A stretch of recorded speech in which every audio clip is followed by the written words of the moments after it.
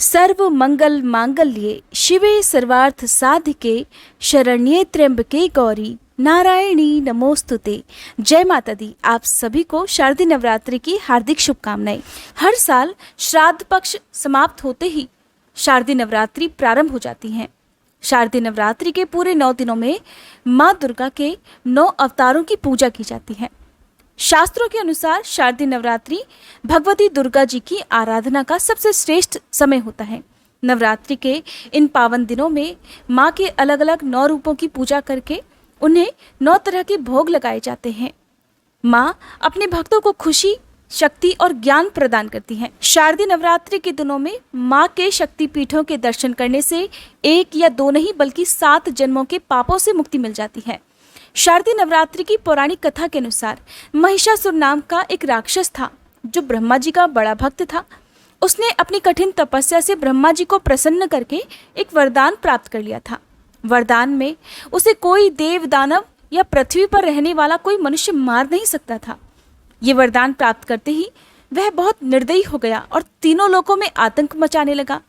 उसके आतंक से परेशान होकर देवी देवताओं ने श्री ब्रह्मा, विष्णु और महेश के साथ मिलकर मां शक्ति के रूप में दुर्गा जी की स्तुति की।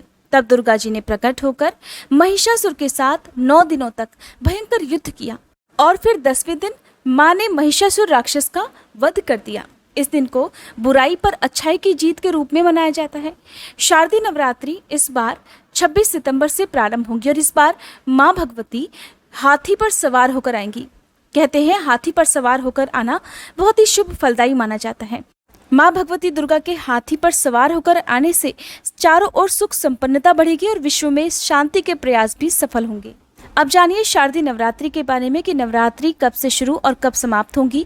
कलश स्थापना का शुभ मुहूर्त क्या रहेगा, अष्टमी और नवमी तिथि कब रहेगी, कलश विसर्जन, दुर्गा विसर्जन, व्रत पारण किस दिन किया जाएगा।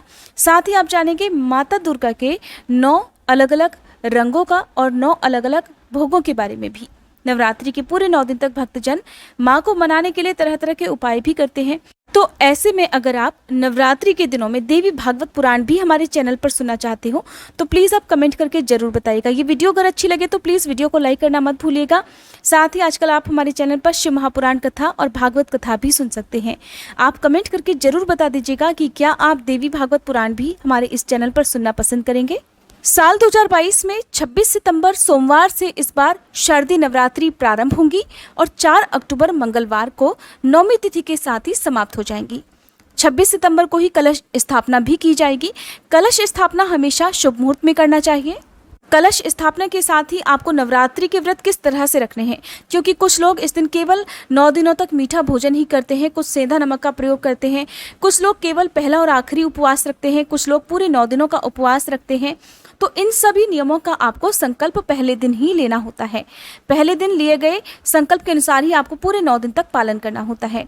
साथ ही आप अगर कलश की स्थापना नहीं करना चाहते हैं तो आप बिना कलश की स्थापना के भी शारदीय नवरात्रि प्रारंभ कर सकते हैं।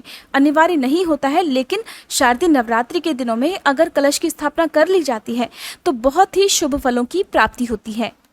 26 सितंबर को कलश स्थापना का शुभ मुहूर्त रहेगा सुबह 6:11 से लेकर 7:51 तक। आपको इसी शुभ मुहूर्त में कलश की स्थापना कर लेनी चाहिए। सूर्योदय से पहले कलश की स्थापना नहीं की जाती है और कलश की स्थापना करने से पहले जो भी आवश्यक पूजन सामग्री है वो आपके पास जरूर होनी चाहिए। कलश की स्थापना कैसे की जाती है इसकी अलग से वीडियो आपको हमारे चैनल पर मिल जाएगी।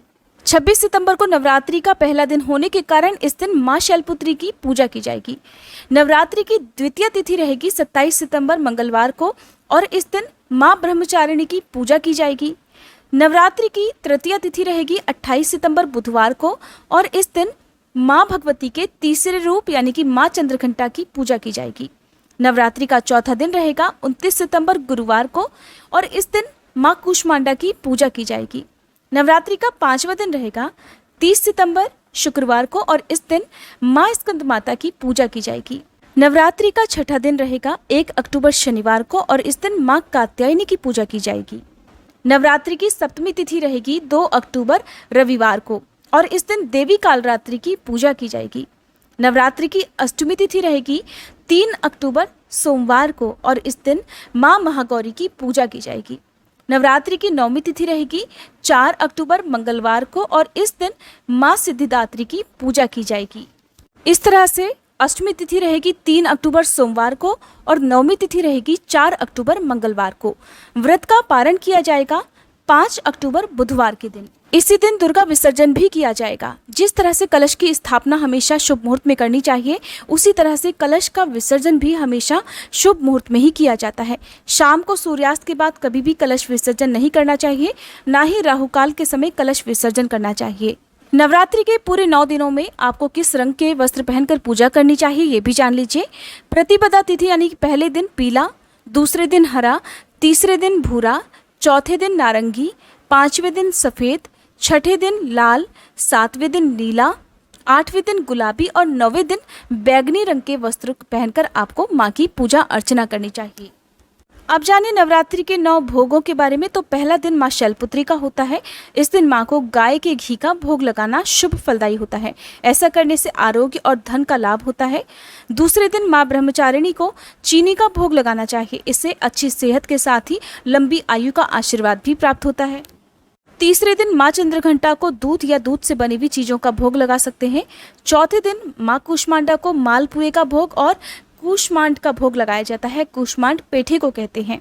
नवरात्रि के 5वें दिन माँ स्कंदमाता को केले का भोग लगाना चाहिए। छठे दिन माँ कात्यायनी को शहद का भोग लगाना चाहिए। 7वें रूप में माँ कालरात्रि को आप गुड़ से बनी हुई चीज़ों का भोग लगाएं और अनार भी उन्हें आप अर्पित करें। नवरात्रि के 8वें दिन माँ महागौरी को आप नारियल का भोग लगाएं। नवरात्रि के 9वें दिन माँ सिद्धिदात्री को हलवा, पूड़ी, खीर और नारियल का भोग लगाना शुभ माना जाता है। नवरात्रि के पूरे 9 दिन तक माँ के प्रेरंग, प्रिय भोग, आरती, व्रत कथा, विशेष मंत्र, स्तुति मंत्र, इन सभी की जानकारी के लिए आप हमारे चैनल को अभी सब्सक्राइब करके बेल आइकन प्रेस करना मत भूलिएगा। साथ ही आप हमारे चैनल पर हर दिन दुर्गा सप्तशती के पाठ भी नवरात्रि के दिनों में सुन सकते हैं।